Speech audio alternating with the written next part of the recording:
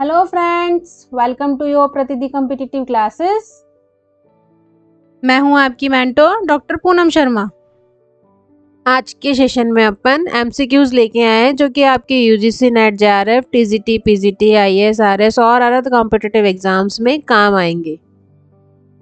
131 number का question लेते हैं। The modern society something called, कि मॉडर्न सोसाइटी को और क्या कहा जाता है। देखो, मॉडर्न सोसाइटी क्या होती है? जहाँ पे प्रोटेक्शन लो होता है, ऑर्डर होता है। ठीक है, आपके लो हो गया, प्रोटेक्शन लो हो गया, आपकी इकोनॉमिक सिक्योरिटी हो गई, इकोनॉमिक सिक्योरिटी हो गई, ये आपकी मॉडर्न सोसाइटी। अब मॉडर्न सोसाइटी को वर्तमान समय में आधुनिक समाज को क्या कहेंगे? उसको कहेंगे ऑर्गेनाइजेशन सोसाइटी। ऑर्गेनाइजेशन सोसाइटी क्यों कहेंगे उसको? क्योंकि वहां पे अनइक्वल डिवीजन ऑफ लेबर होता है, क्योंकि जिसका जैसा काम होता है उसको वैसे दिया जाता है। साथ ही वहां पे डिसीजन मेकिंग हो जाया करती है कि क्या काम करना है या क्या काम नहीं करना है, ये आपकी डिसीजन मेकिंग होती है। इसलिए उसको ऑर्गेनाइज सोसाइटी कहा जाता है, क्योंकि वहां सभी रूप से व्यवस्थित तरीके से काम होता है। और यही आपके आधुनिक समाज की परिभाषा है। 131 का जो राइट ऑप्शन है, ऑप्शन नंबर ए। 132 नंबर का क्वेश्चन लेते हैं। Naturalistic theory about the society was the expounded by, कि प्रकृति मूलक जो सिद्धांत दिया है सोसाइटी के बारे में वो किसने दिया है? ये दिया है आपके हर्बर्ट स्पेंसर ने, क्योंकि वो सोशल इवोलॉजिस्ट थे। अब बात कर लेते हैं कि प्रकृतिवादी सिद्धांत, नेचुरलिस्टिक थ्योरी जो होती है वो क्या होती है? ये होती है the state that the natural world and the social world are the रफली identical and govern by the similar principle. ठीक है, जो भी आपके समान रूप से सिद्धांत होते हैं जो हमें प्रकृति से जोड़े होते हैं वो सारे आपके प्रकृतिवादी सिद्धांत हैं। इसमें एक नाम और आ सकता है, आप कंफ्यूज मत होना, इसमें एक नाम आएगा मैक्स मूलर का। ठीक है, अगर मैक्स मूलर आता है दैट इज राइट ऑप्शन, नहीं तो हर्बर्ट स्पेंसर इसका राइट ऑप्शन रहेगा। ठीक है, 133 नंबर का क्वेश्चन है। The concept the looking glass self theory has been given by, जो आत्मदर्पण का सिद्धांत है, लुकिंग ग्लास सेल्फ थ्योरी है, वो किसने दी? वो दी है आपके C.H. कूले ने। ध्यान रखना, C.H. कूले ने दी है। फर्स्ट ऑप्शन की बात करते हैं। मीड ने क्या सिद्धांत दिया है? मीड ने सिद्धांत दिया है आई और मी का। ठीक है, आपके गिडिंग्स ने क्या सिद्धांत दिया है? उसने दिया है रनवे सोसाइटी, ठीक है, या रिफ्लेक्टिव सोसाइटी। और जो आपके मॉर्गन है उसने फैमिली के बारे में कंसेप्ट दिया है, और इन्होंने कहा है कि सिनेंसियम जो सोसाइटी होती है ये आपके फैमिली में होती है। तो इसका जो राइट ऑप्शन आएगा ऑप्शन नंबर सी। 134 नंबर का question. The most important reason for which man need society that he she, आदमी को समाज की जरूरत में जो सबसे महत्वपूर्ण कारक है वो क्या है? कि आदमी क्यों सोचता है कि उसे सोसाइटी की जरूरत है? क्यों सोचता है?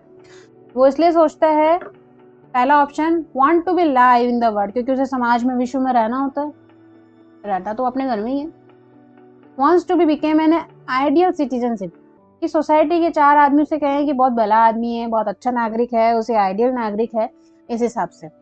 Feel the society the super power, उसे फील होती है कि सोसाइटी के पास बहुत सुपर पावर होती है, वो सब कुछ कर सकता है सोसाइटी में। ठीक है, but society number of people से बनती है, इसलिए ये वाला ऑप्शन गलत होगा। Need is both the sake of the life as well as good life, कि उसके जीवन और खुशहाली के लिए उसे जरूरत है कि उसकी लाइफ भी सेट हो, ठीक है, अच्छे से रहे, गुड लाइफ रहे और वेल लाइफ रहे, इसलिए उसे जरूरत है।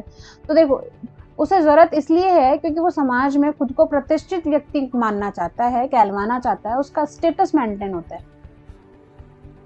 इसलिए उसे सोसाइटी की जरूरत होती है। तो 134 का जो राइट ऑप्शन है वो है ऑप्शन नंबर बी।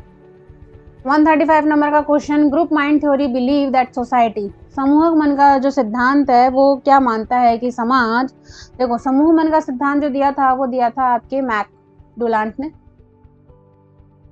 वो क्या कहता है? फर्स्ट ऑप्शन देखते हैं, individual are the poles apart, कि व्यक्ति पूर्वी ध्रुव के अकॉर्डिंग होता है। ठीक है, दूसरा क्या ऑप्शन क्या कह रहा है? Come along with the individual, व्यक्ति के साथ ही आया है। बिलो द इंडिविजुअल, व्यक्ति के नीचे से आया है। और अबव द इंडिविजुअल, व्यक्ति के ऊपर है, व्यक्ति के ऊपर है, ये व्यक्ति के नीचे है, और ये वहीं से आया है जहां से मानव का उद्भव हुआ है। ठीक है, और ये उसके ऊपर ध्रुवीकरण होता है।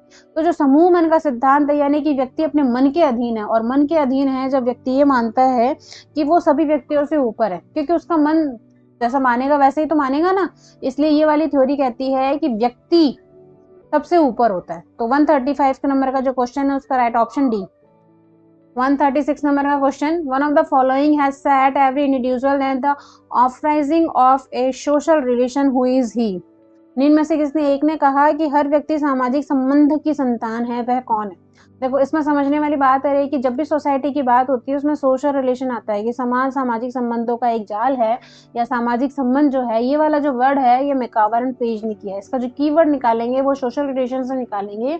इसका राइट ऑप्शन आएगा मैकावर एंड पेज, क्योंकि उन्होंने सोसाइटी बुक लिखी थी और उसके अंदर ये कहा था कि समाज या समाज से रिलेवेंट हर व्यक्ति जो समाज से जुड़ा हुआ है वो सामाजिक संबंधों से ही है। 137 नंबर का question, according that the theory divine origin about societies believe that. क्या कह रहा है ये वाला क्वेश्चन कि समाज में देवी उत्पत्ति के सिद्धांत के बारे में माना जाता है। क्या माना जाता है? सोसाइटी ग्रो सोली एंड स्टैंडर्डली, कि समाज धीरे धीरे स्थिरमति से बढ़ रहा है, या समाज has nothing to with God, कि समाज ईश्वर के बिना कुछ भी नहीं है। Society as the outcome of force, कि समाज जो है वो बल से आया है। And society is the handwork of the God, कि समाज आपके जो है वो ईश्वर की देन है। ठीक है, तो इसका जो राइट ऑप्शन आएगा देवी उत्पत्ति के लिए कि समाज जो है वो ईश्वर की देन है। 138 नंबर का जो क्वेश्चन है, one is the important limitation is our social life modern times is, कि वर्तमान समय में सामाजिक जीवन की महत्वपूर्ण सीमाओं में से क्या एक सीमा है। पहला option process of the standardisation, मानवीकरण की प्रक्रिया। ग्रोथ ऑफ द एग्रीकल्चर, आपके कृषि जो है उसका विकास किया जाए। Growth of the science and technology, science and technology का विकास हो रहा है। Growth of the industry. जो मॉडर्न टाइम्स हैं, मॉडर्न सोसाइटी के अंदर वन ऑफ द आपकी सोशल लाइफ की जो मॉडर्निटी आ रही है वो किससे आ रही है? क्योंकि एक स्टैंडर्डाइजेशन हो गया, एक तरीके का मानकीकरण एक डिसाइड हो गया है कि हमको इस स्टेटस के अकॉर्डिंगली ऐसे रहना है या इस कल्चर को इस तरीके से रिप्रेजेंट करना है। तो 138 नंबर का जो राइट ऑप्शन है ऑप्शन नंबर ए। 139 नंबर का question, the process of the imitation may be perceptual, और कि परिसीमा की जो प्रक्रिया बोधात्मक हो सकती है। क्यों हो सकती है? क्योंकि उसे आइडेंटिफाइज हो जाता है और आदर्शनात्मक होती है वो। इसका राइट ऑप्शन आएगा ऑप्शन नंबर ए। 140 नंबर का question, matriarchal theory about the origin society was supported by, कि मातृसत्तात्मक जो थ्योरी दी गई थी वो किसने गई थी? वो उसका थी सन हेनरी मैनन। इसका राइट ऑप्शन आएगा ऑप्शन नंबर बी, सन हेनरी मैनन। दोस्तों अपने स्टडी को कंटिन्यू करते हुए बूस्टअप कीजिए, सफलता आपकी ही है। डेफिनेटली आप सफल हो जाएंगे। आशा करती हूँ आपको वीडियो पसंद आया होगा। Thanks for watching video. Please like और सब्सक्राइब कर दीजिएगा।